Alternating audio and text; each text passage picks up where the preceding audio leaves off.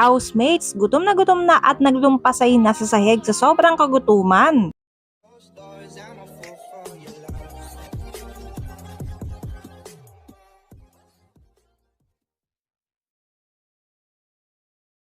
Tila nga mga ka-DJ mala Survivor Philippines mga ka-DJ ang ganap sa labas ng housemates ni Kuya. Paano ba naman mga ka-DJ? Lahat sa kanila ay tipid.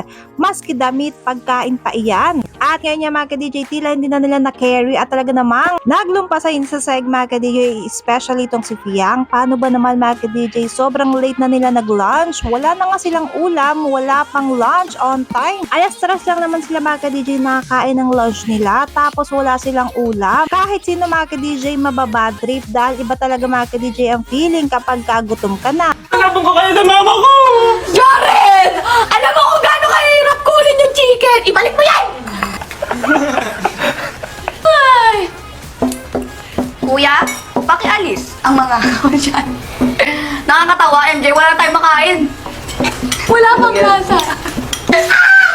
Maraming netizen nga mga ka-DJ ang tila naawa sa kalagay ng mga housemates dahil bakit naman daw ganun mga ka-DJ? Tipid na nga sa lahat, pati ba naman ng pagkain? Tara. Tara tayo kay Kuya.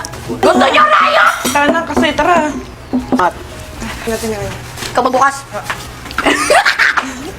Kuya, si Ray may balak na. Ayoko. Argay ko. Ano yan?